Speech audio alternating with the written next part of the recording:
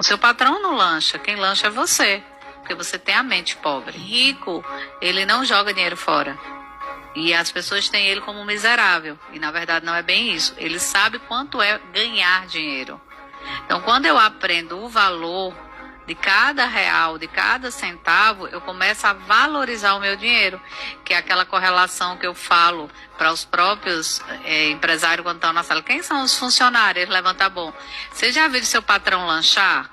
O seu patrão não lancha, quem lancha é você, porque você tem a mente pobre. Você, pobre trabalhador que tira 15 minutos da sua tarde para fazer um lanche, você tem a mente pobre. É por isso que você é pobre. Esse tipo de fala faz parte do discurso que responsabiliza o pobre pela sua própria pobreza, geralmente por conta de uma característica que seria de sua essência, uma essência pobre, que no caso aparece como a mente pobre.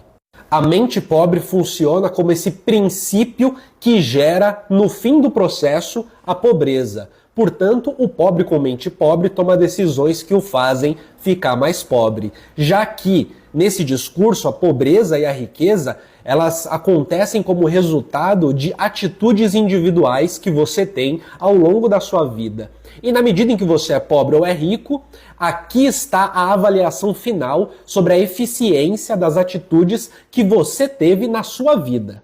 Porque é necessário entender que o ato de lanchar é só um dado metafórico para explicar uma coisa que seria muito maior, que é a tua decisão, ela é uma decisão da pobreza. A pobreza, assim, é desligada de fatores econômicos estruturais, é desligada de uma completa falta de poder político das classes trabalhadoras, ela é desligada da própria luta de classes enquanto tal, sendo um determinante social dentro da nossa sociedade. Ela é ligada a quê? A que ela é ligada? Ela é ligada a uma falta de conhecimento, uma falta de educação, uma falta de civilidade, uma falta de mente do pobre. E percebam, enquanto o discurso não se trata só de palavras jogadas, mas se trata desse significado profundo que envolve a autorresponsabilização da pobreza. Envolve fazer com que você, que está na minha frente e que não é rico, seja responsável por ser pobre. Num contexto, primeiro de um senso comum personalizante, que faz com que a gente ache que a nossa vida se limita às nossas atitudes e à nossa moralidade, em conjunto com talvez uma falta de esperança com o futuro, de não perceber as coisas melhorarem, acaba sendo sedutor compreender a pobreza e a riqueza como sendo atributos que podem se modificar de um jeito meramente individual. Mas para além da persuasão, e de um jeito muito mais profundo, tem a questão da constituição do sujeito, de nós, enquanto sujeitos. Porque esse discurso de autorresponsabilização e individualizante, que nega a existência de estruturas que geram o empobrecimento da nação, o empobrecimento da população da nação, o que a gente tem é que, num dado momento, parece ser natural que se tente encontrar justificativas para a pobreza e para a riqueza em questões que são de caráter, em questões que são de proatividade, por aí vai.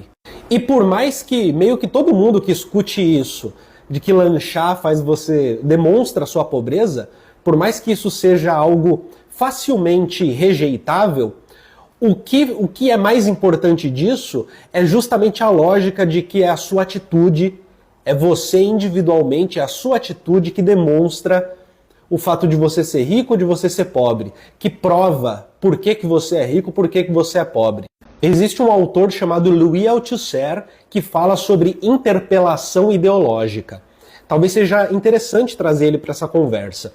Para o Louis Althusser, nós somos indivíduos e nós só nos tornamos sujeitos após um processo de interpelação ideológica, ou seja, nós somos indivíduos e a ideologia da família nos interpela. No momento em que nós somos chamados de filho, por exemplo.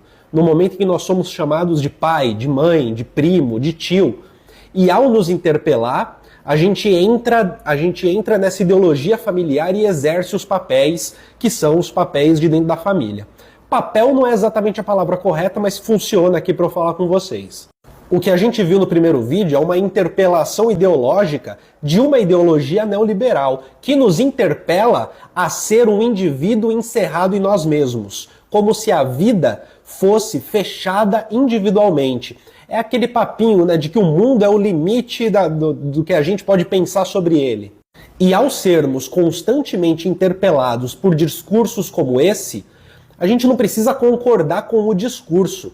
O que a gente vai se identificar é justamente com essa interpelação a ser um indivíduo isolado e supostamente responsável pela nossa vida e pelo nosso destino, como se não houvesse nada mais além de nós e nossas próprias ações. E essa é a grande armadilha desse tipo de fala, tudo bem?